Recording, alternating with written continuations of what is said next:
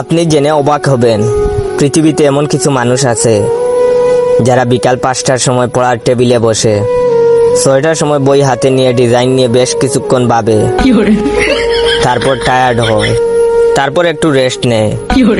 7টার সময় বইয়ের পাতা উল্টায়, উল্টাতেই মনে হয় একই হাতের নখ এত বড় কেন। তারপর তারা নখ কাটে, তারপর 8টার সময় মনে পড়ে একটু পড়া উচিত। 5 মিনিট পড়ার পর আবার টায়ার্ড হয়, হালকা বিরতি নেয়, একটু ফেসবুকিং করে, খিদা লাগে, খায়, খাওয়ার পর রেস্ট নেয়। দেওয়াল দেখে, রংটা অনেক পুরনো মনে হয়, এদিকে একটি টিকটিকিও দেখা যায়। তারপর গড়েই দেখে 11টা বাজে। তারপর নিজের সাথে প্রমিস করে, কাল থেকে একদম পয়রা উল্টাইয়া ফেলামু। এখন যাই জয় ভাইয়ের একটু টিকটক ভিডিও দেখে আসি।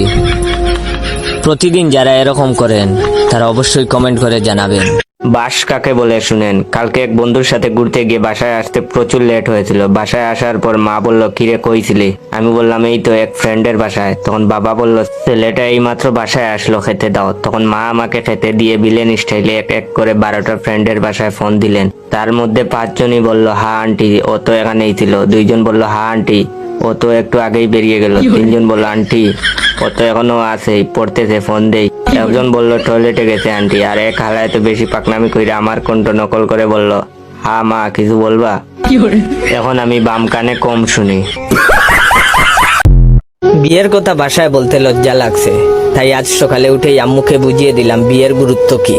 ভাবছেন কিভাবে বুঝালাম? তাহলে শুনেন। আম্মাকে দেখা মাত্রই একটা ম্যাগাজিন হাতে নিয়ে মাইক মেরে আন্দাজে পড়তে লাগলাম। সক্রেটিস বিয়ে করেছিল 8 বছর বয়সে, অ্যারিস্টটল বিয়ে করেছিল 17 বছর বয়সে, শেক্সপিয়র বিয়ে করেছিল 16 বছর বয়সে, রবীন্দ্রনাথ বিয়ে করেছিল 12 বছর বয়সে, মহাত্মা গান্ধী বিয়ে করেছিল 13 বছর বয়সে। ছেলেদের অল্প বয়সে বিবাহ হইলে তাদের ভবিষ্যতে বিখ্যাত হওয়ার সম্ভাবনা থাকে। ম্যাগাজিনটা রেখেই আম্মুকে খুঁজে পাচ্ছি না। নিশ্চয়ই ছেলেকে বিখ্যাত করতে পাত্রী খুঁজতে গেছেন, কিন্তু না, পিছনে ফিরে দেখি আম্মাজান জুতা নিয়ে খাড়াইয়া আছে। তারপর এখন আমি কানে ধরে দাঁড়াই আছি। একটু আগে পাশের বাসার ক্লাসে 9-এ পড়ুয়া একটা ছেলে আমাকে মিষ্টি খাওয়াতে এসেছিল। আমি মিষ্টির দিকে তাকিয়ে ব্রু কুচকে জিজ্ঞেস করলাম, কিসের মিষ্টি এটা? সে আমার কথার প্রতি উত্তরে লজ্জা মিশ্রিত হেসে বলল, পরীক্ষায় গোল্ডেন পেয়েছে তার মিষ্টি। আমার ব্রুদয় আর একটু কুচকে গেল।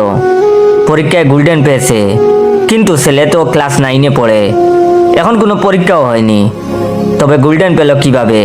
আমি সন্দেহান গলায় জিজ্ঞেস করলাম, তুমি তো ক্লাস 9-এ পড়ো আর এখনো পরীক্ষা হয়নি, তো কিসে গোল্ডেন পেয়েছো? ছেলেটা এবার লজ্জা নুয়ে গেল, মৃদু সুরে বলল, আমার সে এবার জেএসসি দিয়েছে, গোল্ডেন পেয়েছে। আমি টাকা জমিয়ে মিষ্টি কিনে বন্ধুদের ট্রিট দিচ্ছি, তাই তোমাকেও মিষ্টি খাওয়াতে আসলাম। এই বলেই একটা মিষ্টি আমার মুখে ঢুকিয়ে দিয়ে দৌড়ে চলে গেল। আমি বিস্মিত দৃষ্টিতে ছেলে যাওয়ার দিকে তাকিয়ে মিষ্টিটা কোনো রকম গিলে কপাল চাপড়ে রুমে ঢুকতে ঢুকতে হতাশ সুরে বলতে লাগলাম, হায় রে জীবন, কি করলাম? 9-এ পড়ুয়া ছেলে আসে গার্লফ্রেন্ড গোল্ডেন পেয়েছে বলে মিষ্টি খাওয়াতে। সি জয়, লজ্জা লাগা উচিত তোর। কিভাবে মিষ্টিটা গিললি তুই, নির্লজ্জ কোথাকার।